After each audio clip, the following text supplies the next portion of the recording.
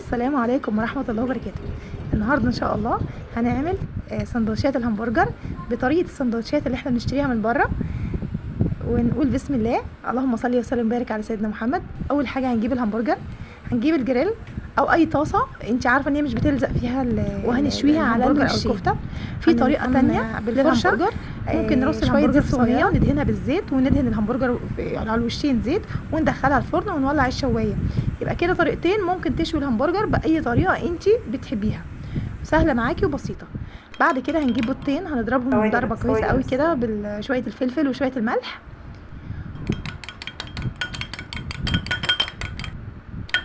وهنجيب بعد كده الطاسة وهننزل بيها بننزل معلقة سمنة صغيرة كده، وبعد كده هننزل بالبيضتين اللي احنا ضربناهم. وده يبقى تاني مكون معانا في السندوتشات النهارده. هتنزلي بقى بالبيض اللي انت ضربتيه. البيضتين بيعملوا معانا كمية كويسة للسندوتشات لان احنا بناخد منها اجزاء بس كده، بنقطعها شرايح او مربعات صغيرة. هننزل بالبيض وهنستنى لما اول وش يستوي، بعد كده هنقلبه على الوش التاني.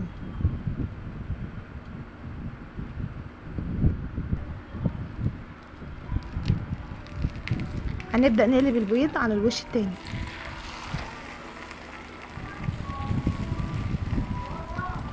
عايزاكم بس كده تدوسوا لايك وتشتركوا في القناة وتفعلوا الجرس علشان ان شاء الله كده تشجعوني ان انا ان شاء الله انزل حاجات جديدة باستمرار.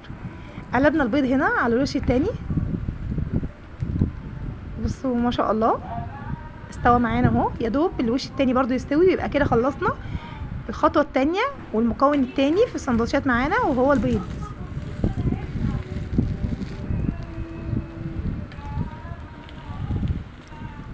لما نتأكد ان الوش التاني كمان خلاص استوي يبقى كده احنا خلصنا. ونشوف بقى بقية الخطوات معانا النهاردة. احنا كده شوينا الهمبرجر وعملنا البيض، ونشوف باقي الخطوات معانا.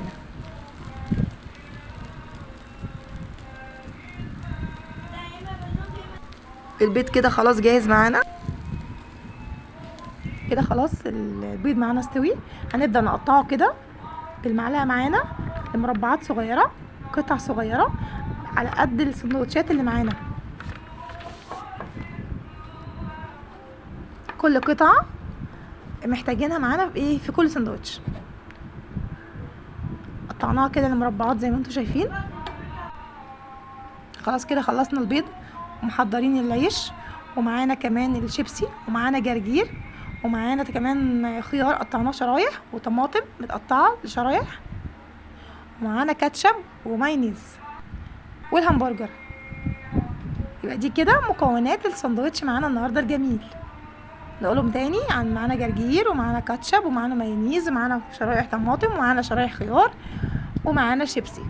اول حاجه هنفتح الساندوتش بالمقص، وبعد كده هنحط اول قطعه همبرجر وشويه مايونيز هنفردهم كده بالفرشه، وبعدين معانا البيضه حطيناها قطعه البيض وقطعه الخيار والطماطم وشويه الجرجير،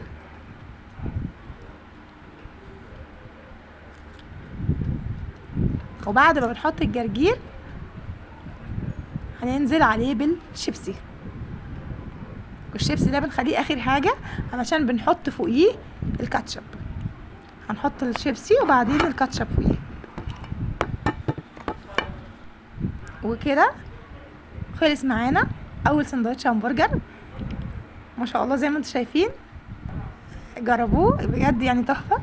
بدل ما نشتري من بره مش عارفين السندوتشات بتتعمل ازاي بره، احنا عملناها بطريقه نظيفه في البيت وولادنا هيحبوه قوي قوي. وجربوه ان شاء الله يعجبكم، وتشتركوا معايا في القناه وتفعلوا الجرس كده عشان تشجعوني. تاني سندوتش عملناه اهو، الهمبرجر وبعدين المايونيز وبعدين قطعه البيض وبعدين قطعه الطماطم وبعدين الخيار وبعدين الجرجير وبعدين هنحط الشيبسي وفي الاخر هنحط الكاتشب فوقيه، بعدين الكاتشب. كده خلصنا سندوتشين، وهنكرر اللي احنا بنعمل الخطوات دي في كل سندوتش معانا. حطينا الهمبرجر وبعدين المايونيز ونفس الطريقه هنكررها لحد ما نخلص كل سندوتشاتنا. وكده خلصت طريقتنا النهارده، ويا رب تكون طريقه بالنسبه لكم مقبوله تحبوها، وتقولوا لي في التعليقات، ودايما تشجعوني وتشاركوني وتفعلوا الجرس وتدعموني دايما. وشكرا، والسلام عليكم ورحمة الله وبركاته.